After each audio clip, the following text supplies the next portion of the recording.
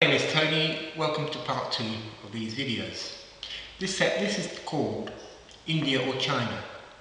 Now you may be wondering how we can use the British Museum as a sensitivity workshop. The easiest thing to do is looking at people to actually discover what the nature of the day is. And you can use simple sensitivity techniques for this. However, I've discovered that there are certain places within the museum that are ideally suited for the more advanced sensitivity exercises. This one I'm going to try and show you today is from the Power of the Mind, and it's ideally suited to work in the Hall of Oriental Antiquities. I hope you enjoy this video. India or China. There has never been a day the same as any other day. Each day is unique, and on some days a person can feel themselves carried along by the day, whilst on other days it feels like one big struggle. And it's a wise person that can know the nature of the day, for then they would be able to tailor their actions according to what might be possible that day.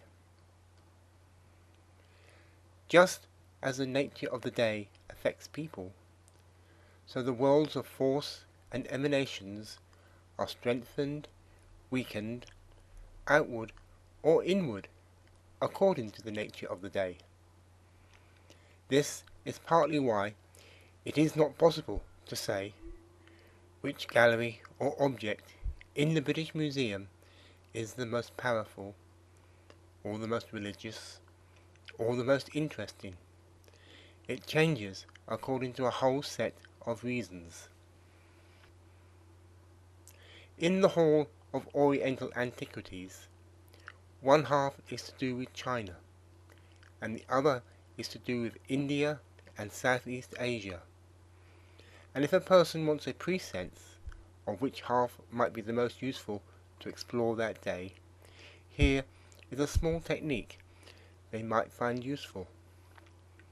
Firstly, take a short time to sense how you feel in your thinking, in the various parts of your body, in your energy levels, and what you are drawn to or catches you.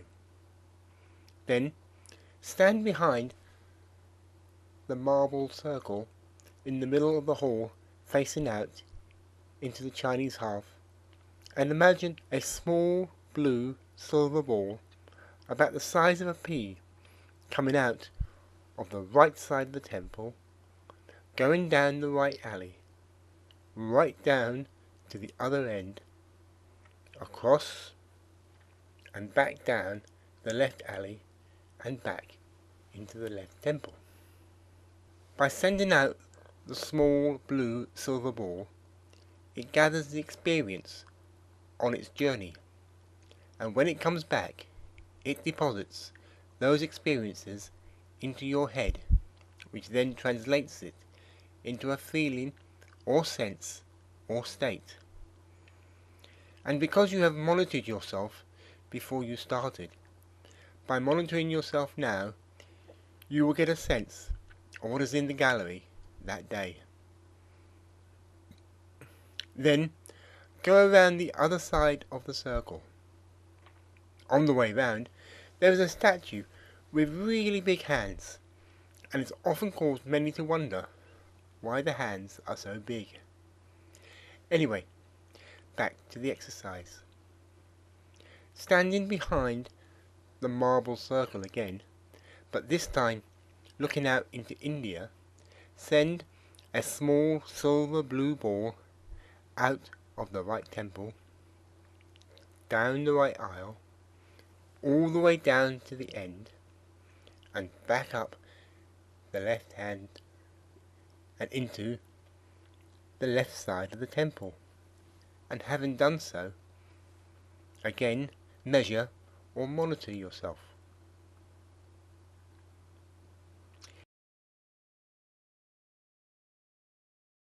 India seems to add strength to the whole body. whilst China seems to cause a focus more in the mind. Interestingly, the statues marking the beginning of each gallery have a sense of this difference.